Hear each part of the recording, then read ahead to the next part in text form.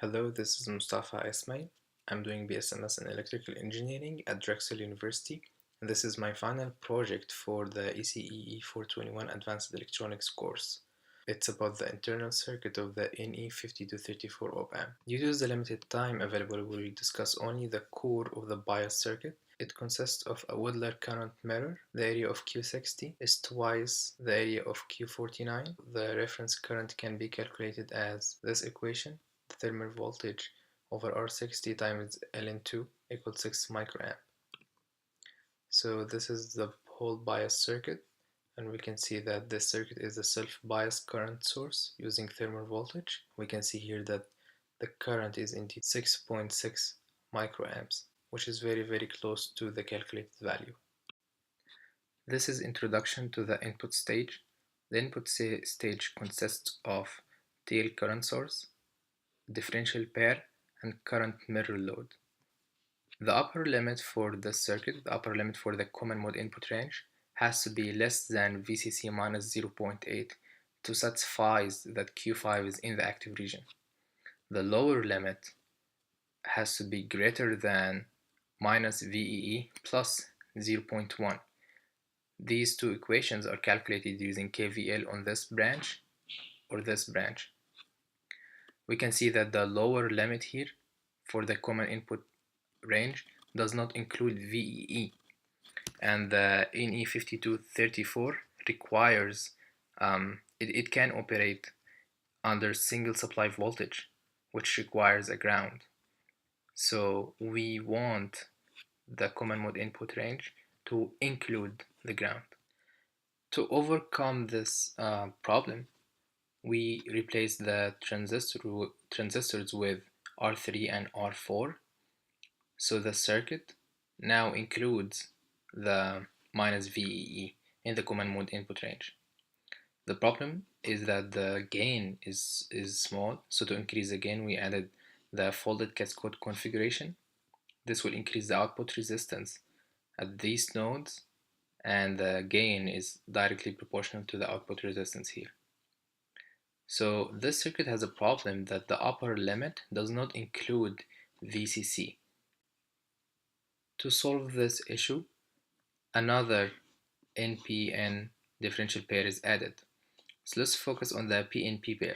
This pair will work for common input mode below ground to 1 voltage below VCC.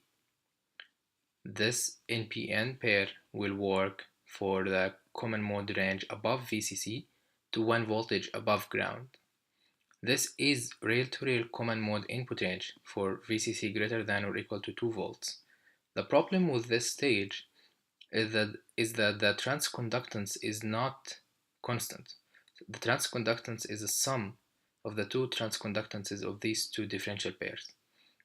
When these two are on at the same time, the transconductance is high, but when one of them is on and the other one is off, the transconductance is low. This problem is solved in the NE5234 input stage. This is the full input stage. In this stage, the transconductance does not depend on the common mode input voltage. We added this module, Q5, Q7, Q8, R7, R8, and we will see that the voltage at Q5 is almost 0.8 volts. Nodes 9 and 10 go to the second stage. The collector current for Q11 can be calculated using this equation, R58 over R11 times IC58. This will be 6 microamps.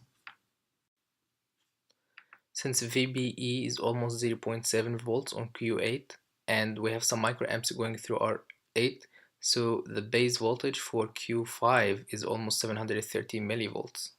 The common mode voltage is 0 volts. The positive is connected to ground and the negative terminal is connected in the negative feedback loop configuration. The 6 microamps from Q11 will go through Q3 and Q4. As you can see here, we have almost 3 microamps on Q3 and 3 microamps on Q4, and almost no current go through Q5 because the voltage on Q3 and Q4 on the base is 0 and the voltage on the base of Q5 is 0.8. Now we change the common mode voltage to 3 volts. We can see that the 6 microamps from Q11 go only through Q5, and the current on Q3 and Q4 is almost zero, so Q3 and Q4 will be off and Q5 will be on. The 6 microamps from Q5 go to Q7, and because this is current mirror, Q6 will also have 6 microamps current sink. Q1 and Q2 each have 3 microamps. So when this NPN pair is on, this PNP pair is off, and when this pair is off, this pair is on. This keeps the transconductance constant. So Q5 controls the NPN pair. The PNP differential pair and Q5 are not balanced. Since Q5 has half the area of the PNP pair, we will have an offset voltage. Now let's go to the second stage. Nodes 9 and 10 are coming from the first stage. C22 and C21 are for stability. They act as a compensator for the system in a negative feedback loop. The compensators are added to stabilize the system using feedback gains. The emitter follower, Q21 and Q22, they act as a buffer to reduce the loading effect on the first stage. Q25 through Q28, they act as a differential pair that amplifies the output of the first stage. Each side consists of 2 transistors. They amplify the signal separately and produce 2 outputs at nodes 25 and 26 that are in phase. The currents are controlled using node bias 1, which is coming from the bias circuit. The collector current of Q15, for example, is calculated using this formula. It's equal to R58 over R15 times IC58, which is from the bias circuit. This gives 3 microamps for the collector current at Q15, which is very close to the simulation. The simulation gives negative 3.3 microamps. Q29, Q30, and R29 form a Widler current mirror. Q29 has 7 times the area of Q30, making a current of 39 microamps. It should be 42 microamps by calculation. The 3 microamps from Q15 go through D1, creating 0.4 voltage drop. So this leaves about 36 microamps for the differential pair, and we have 4 transistors. Each one takes almost 9 microamps. Nodes 9 and 10 are coming from the first stage and are input to the second stage.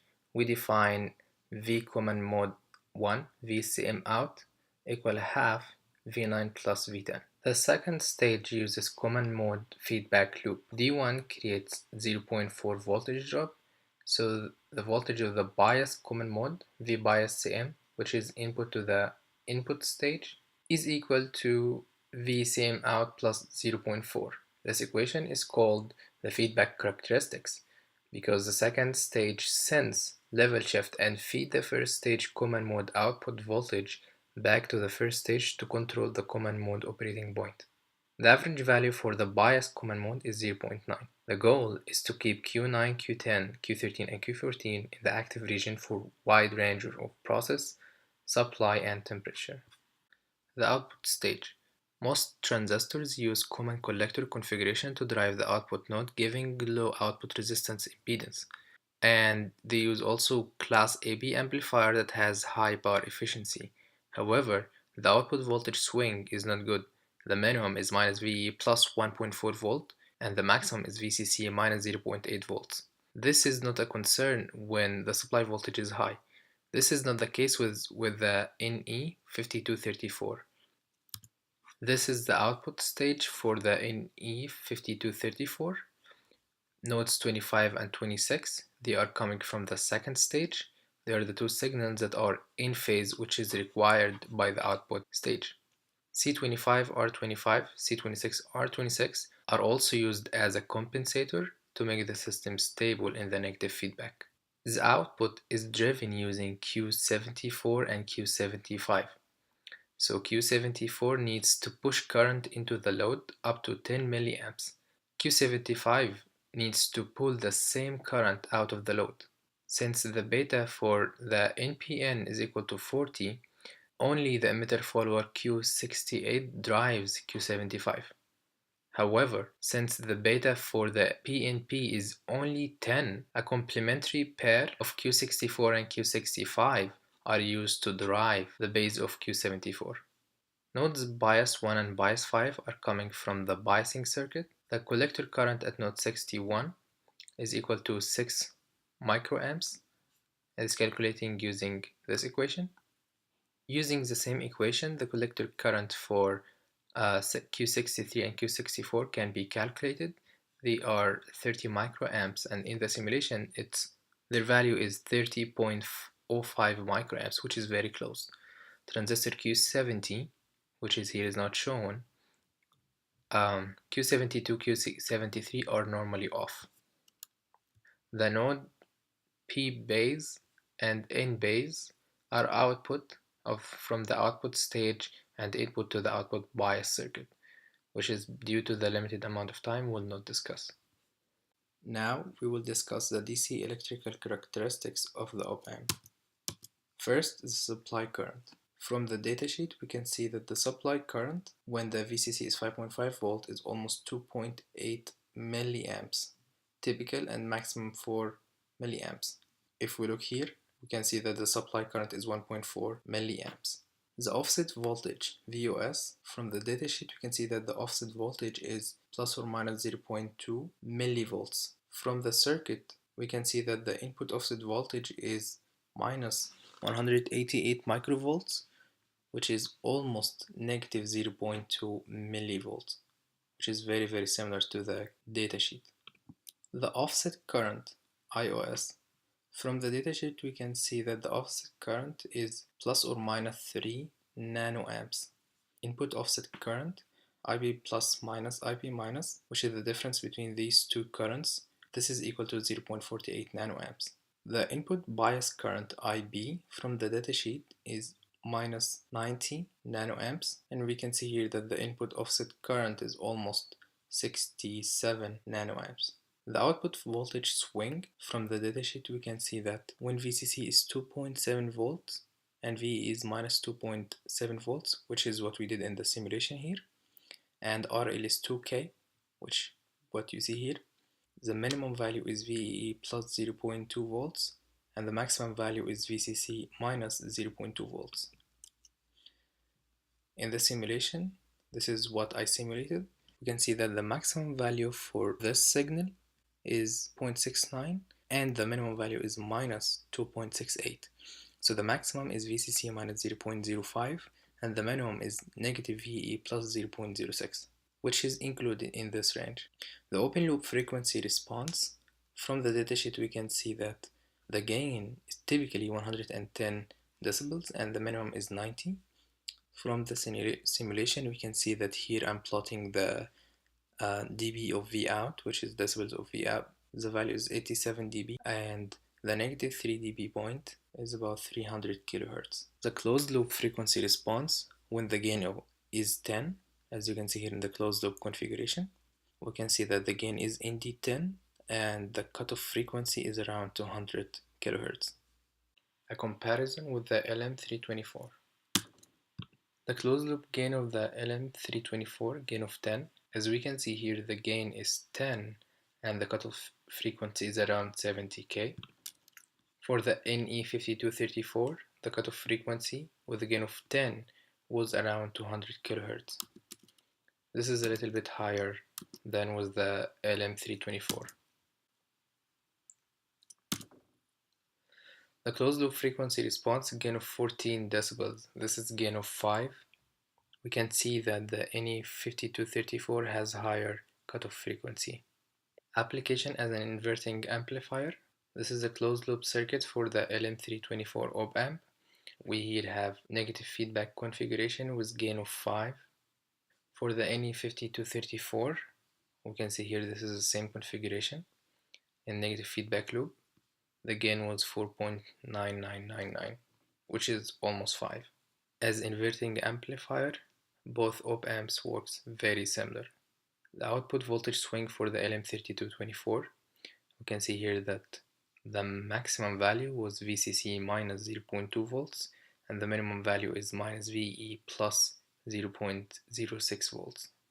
For the NE5234, the maximum is VCC minus 0.05 and the minimum is minus VEE plus 0.065. Now we go to the MOSFET op-amp. The circuit that I simulated doesn't contain two differential pairs or folded cascade amplifier. Therefore, the common mode input range is not rail to rail. and we cannot have single supply voltage. Folded cascade is given in the book, but what I simulated here is just a basic two-stage amplifier. So in the stage 1, we can see we have PMOS differential pair, in-channel current mirror load, and we have tail current source here. For the second stage, we have a common source load, and we have a common source amplifier. And here we have a current mirror. The reference current is 21 microamps, as we will see. And this current drives the circuit. As we can see here, we have 21 microamps on M12 and M13, M6, M9, M5, M8. The open loop gain for dual supply voltage, as we can see, it goes from 5 volts to minus 5 volts because the gain is very high. The open loop gain frequency response is around 140 decibels. This, as we can see, is very unstable. It needs caps and resistor for the frequency compensation. Now we look at the inverting op-amp, the closed loop gain. We can see that the positive is connected to ground here. This is the negative feedback configuration with gain of 3. The input amplitude is 100 millivolts. As we can see here, the output is 3 times the input, and it indeed works as inverting amplifier. This is a closed loop inverting configuration with gain of 3. You can see that the gain is indeed 3, is RF over RN is 3. For the closed loop frequency response, we can see that the cutoff frequency is about 5 megahertz. This is much higher than the BGT case. Now we compare between the MOSFET and the BGT. Power dissipation. This is the BGT circuit. The current is 700 microamps, and the power is the voltage times the current. So this is 11 times 700 microamps. We have 8 milliwatts. And for the MOSFET case, we have only 0.18 milliwatt dissipation. So the MOSFET circuit dissipates much less power than the BGT. The frequency response was closed loop gain of 3. The BGT has cutoff frequency around 300 kHz, and the MOSFET has cutoff frequency around 4 MHz. The overall gain for the BGT is 87 decibels. For the MOSFET, it's 130 decibels, but it decays very quickly with frequency. The voltage swing. For the BGT circuit, the maximum is VCC minus 0.28, and the minimum is minus VE plus 0.28, as we see here. For the MOSFET circuit, the maximum is VCC minus 0.05 and the minimum is minus VEE plus 0.06. So the voltage swing for the MOSFET case is better than the BGT case. Thanks for watching.